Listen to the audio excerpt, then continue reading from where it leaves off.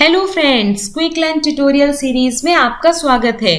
इस वीडियो में मैं आपके लिए लेकर आई हूँ मिक्स्ड इलेक्ट्रिकल एमसीक्यू क्वेश्चन। ये मिक्स्ड इलेक्ट्रिकल एमसीक्यू का पार्ट 2 वीडियो है जो आपके लिए बहुत हेल्पफुल होगा आपके आने वाले जेई और एई के एग्जाम में। इसमें बहुत सारे क्वेश्चंस यूपी RVUNL जेई के एग्जाम में पूछे गए थे और इसी टाइप के क्वेश्चंस पूछे जाते हैं आपके आने वाले जेई के और एई के एग्जाम्स में। तो आइए वीडियो स्टार्ट करते हैं। फर्स्ट क्वेश्चन है, which of the following is a ferromagnetic material. इनमें से कौन सा फेरोमैग्नेटिक मटेरियल है? तो ऑक्सीजन, कोबाल्ट, गैस और रबर। तो कोबाल्ट हमारा फेरोमैग्नेटिक मटेरियल है। अब फेरोमैग्नेटिक मटेरियल क्या कहलाते हैं वो हमें पता होना चाहिए। तो ऐसे मटेरियल जिसमें मैग्नेटाइजेशन की प्रॉपर्टी होती है उसको हम कहते हैं फेरोमैग्नेटिक मटेरियल, या ऐसे मटेरियल जो अगर हम एक्सटर्नल मैग्नेटिक फील्ड के प्रेजेंस में उनको रखते हैं तो वो स्ट्रांगली मैग्नेटाइज हो जाते हैं in the direction of applied magnetic field. Applied magnetic field की डायरेक्शन में मैग्नेटाइज हो जाते हैं, उनको हम कहते हैं फेरोमैग्नेटिक मटेरियल। और इनके एग्जाम्पल हैं जैसे आपका आयरन, कोबाल्ट, निकिल, ये सारे हमारे फेरोमैग्नेटिक मटेरियल के एग्जाम्पल्स होते हैं। तो बी इसका करेक्ट आंसर है। नेक्स्ट क्वेश्चन है, danger board should be at the height of dash metre from ground. जो डेंजर बोर्ड लगे होते हैं हमारे ट्रांसफार्मर के पास या हमारे इलेक्ट्रिक पोल के पास, उनकी हाइट हमारे ग्राउंड से कितने मीटर एबव होनी चाहिए? तो डेंजर बोर्ड की हाइट हमारे ग्राउंड से 3 मीटर एबव होनी चाहिए। सी इसका करेक्ट आंसर है। यहाँ पे देखिए, जो हमारा सेफ्टी प्रिकॉशन आई रूल होता है उसके अकॉर्डिंग मोटर, जनरेटर, ट्रांसफार्मर या अदर इलेक्ट्रिकल इक्विपमेंट्स जो होते हैं इनके पास जो डेंजर बोर्ड लगते हैं उनकी हाइट हमारे ग्राउंड से 3 मीटर एबव होनी चाहिए। तो सी इसका करेक्ट आंसर है। नेक्स्ट क्वेश्चन है, according to IS 4648 ratio 1968 ceiling fan should be hang at least the floor. इस रूल के अकॉर्डिंग सीलिंग फैन कहाँ पे हैंग होने चाहिए, कितनी डिस्टेंस पे? तो सीलिंग फैन हमारे हैंग होने चाहिए 2.75 मीटर। अब यहाँ पे देखिए इसका पूरा एक्सप्लेनेशन दिया है, सीलिंग फैन का क्राइटेरिया दिया हुआ है। The capacity of ceiling fan equals to 55D metre cube पर मिनट, जहाँ पे D is the longer dimension of a room. तो ये पूरा फॉर्मूला बेस्ड यहाँ पे कैलकुलेशन दी हुई है और जो सीलिंग फैन और फ्लोर का डिस्टेंस वगैरह दिया है वो भी दिया है 9 फीट और 2.75 मीटर्स। तो ये पूरे जितने भी पैरामीटर्स हैं, जो फॉर्मूले हैं, वो आपको ध्यान से पढ़ने हैं। तो वीडियो को पॉज करिए और सारी चीजों को ध्यान से पढ़िए। नेक्स्ट क्वेश्चन है, which of the following are the type of URL। URL का इनमें से कौन सा टाइप होता है? तो बी इसका करेक्ट आंसर है। एब्सोल्यूट एंड रिलेटिव 2 टाइप के URL होते हैं हमारे पास। तो यहाँ पे देखिए बी करेक्ट आंसर है।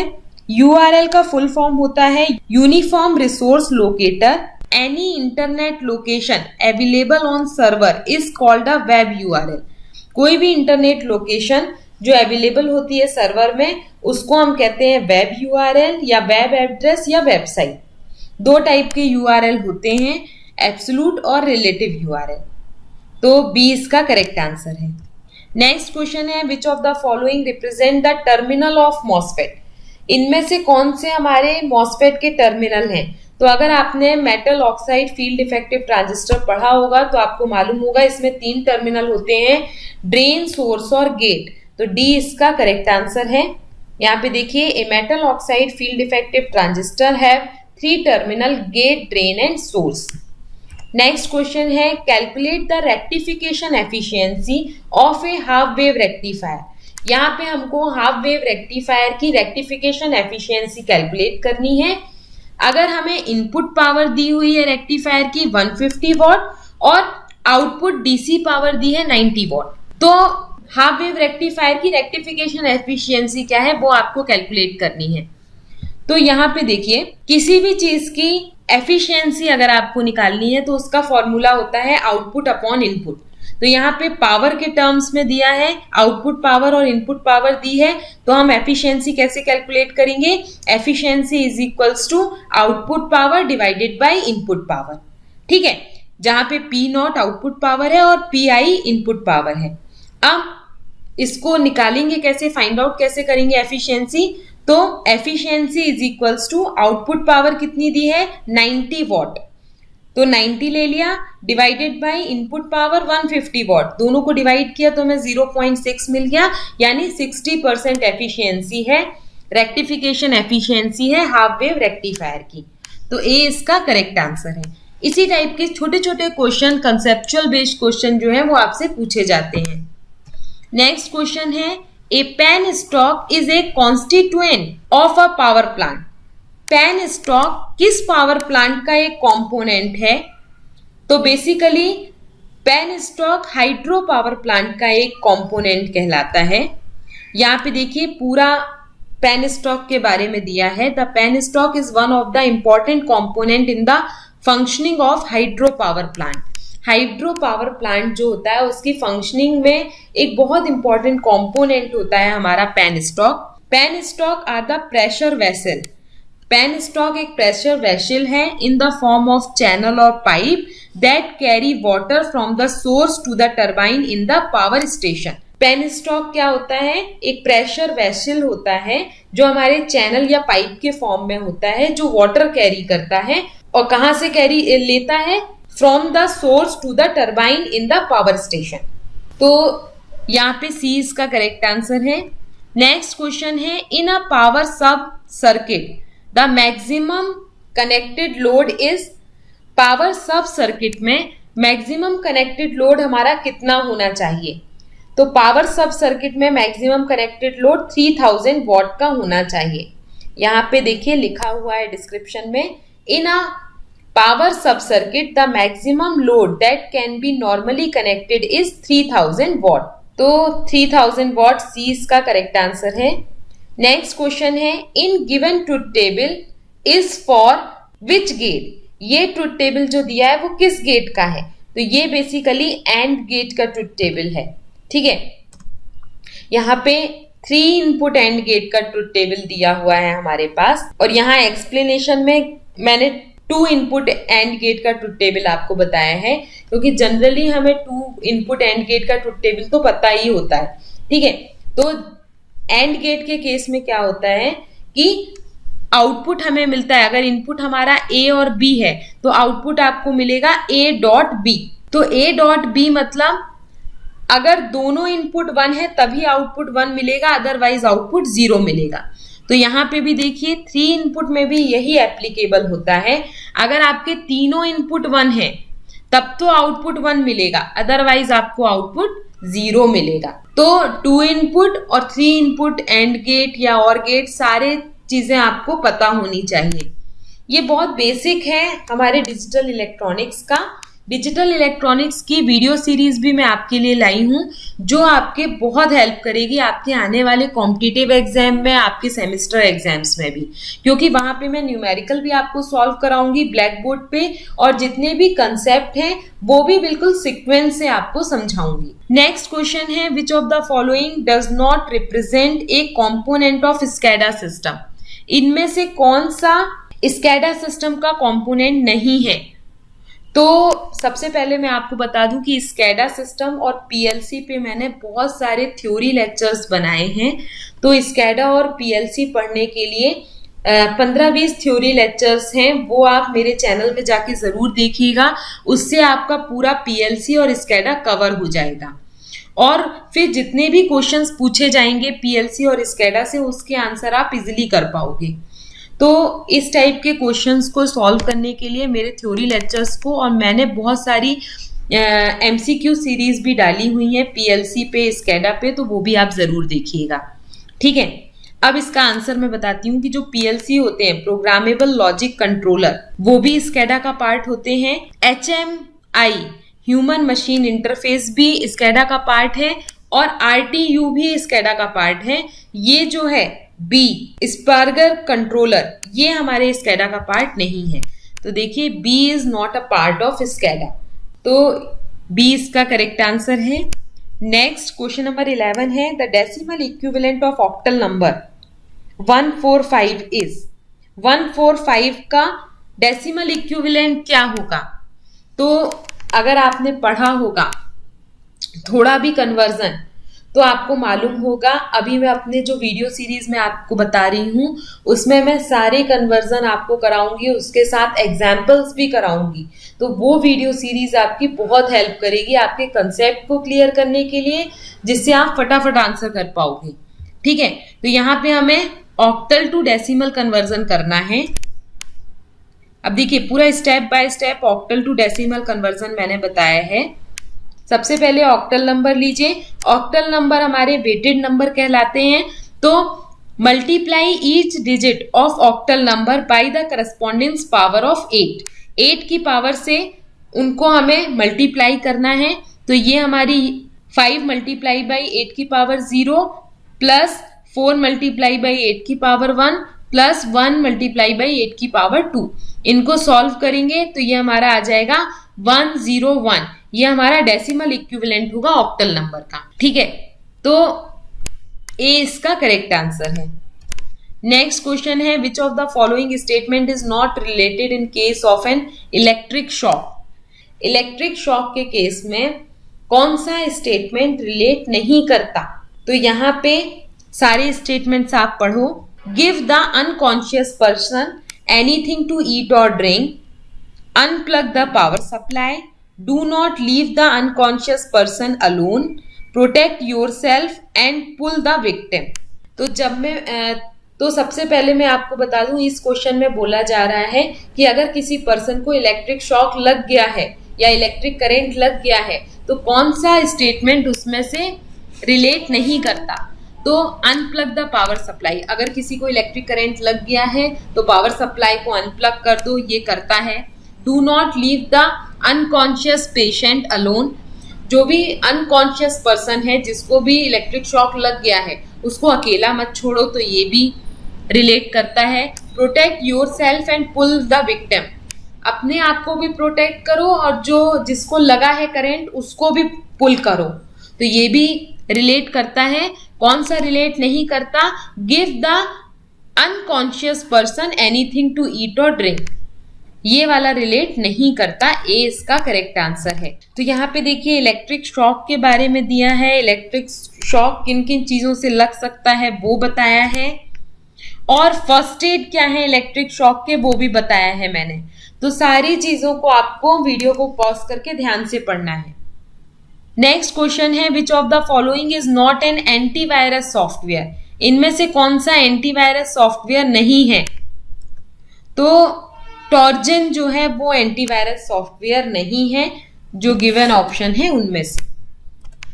नेक्स्ट क्वेश्चन है which of the following is the correct HTML tag for the smallest size heading, इनमें से HTML टैग की कौन सी स्मॉलेस्ट साइज की हेडिंग का टैग है?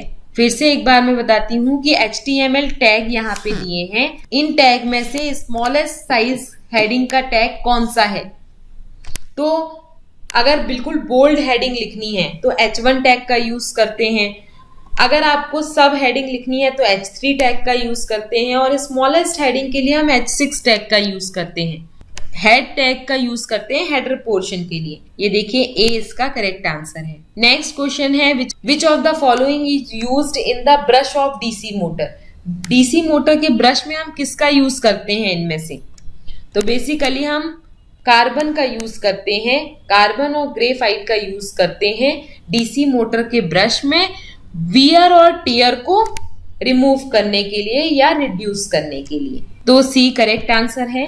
नेक्स्ट क्वेश्चन है if voltage across each disc insulator in a string is equal then calculate the string efficiency of the string. एक string में अगर बहुत सारे डिस्क इंसुलेटर लगे हैं और उस स्ट्रिंग में जितने भी इंसुलेटर हैं उनका वोल्टेज इक्वल है तो स्ट्रिंग एफिशिएंसी कैलकुलेट करना है। डिस्क इंसुलेटर जो लगे हैं स्ट्रिंग में उनका वोल्टेज इक्वल होगा तो स्ट्रिंग एफिशिएंसी कितनी होगी? इसका भी V1 है, इसका भी V1 है, मतलब इसका भी V1 है। तो टोटल स्ट्रिंग एफिशिएंसी कितनी होगी? 100% होगी। अगर वोल्टेज पूरे स्ट्रिंग में इक्वल आएगा तो एफिशिएंसी 100% होगी। तो C इसका करेक्ट आंसर है। If the voltage across the string is equal, V equals to V1 plus V2 plus Vn, hence the string efficiency 100%। तो स्ट्रिंग एफिशिएंसी 100% आएगी। नेक्स्ट क्वेश्चन है the command to copy in Microsoft Word in computer is. ये computer का बिल्कुल simple question है कि अगर हमें कोई चीज माइक्रोसॉफ्ट वर्ड में कॉपी करनी है तो हम कौन सी कमांड का यूज करेंगे?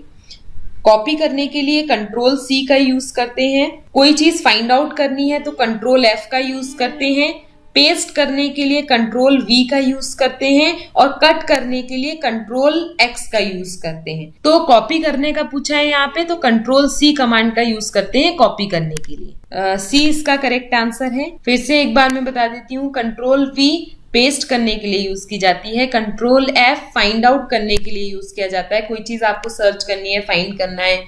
कंट्रोल X का कट करने के लिए यूज किया जाता है और कंट्रोल C का कॉपी के लिए यूज करता है। नेक्स्ट क्वेश्चन है which of the following is the correct statement with respect to energy. Energy के रिस्पेक्ट में इनमें से कौन सा स्टेटमेंट करेक्ट है?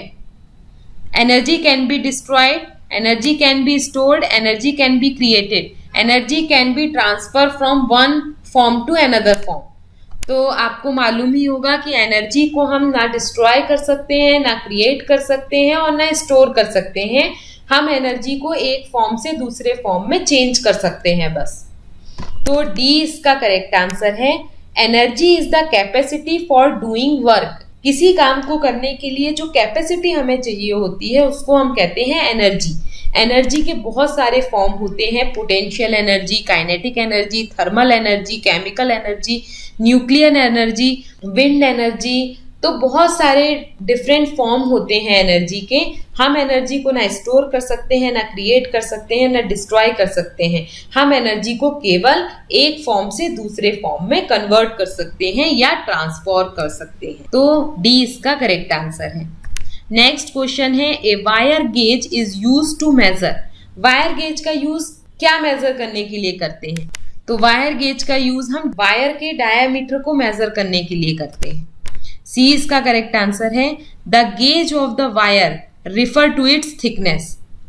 वायर के गेज को मेजर करने के लिए या डायामीटर को मेजर करने के लिए हम वायर गेज का यूज करते हैं। ठीक है, तो सी इसका करेक्ट आंसर है।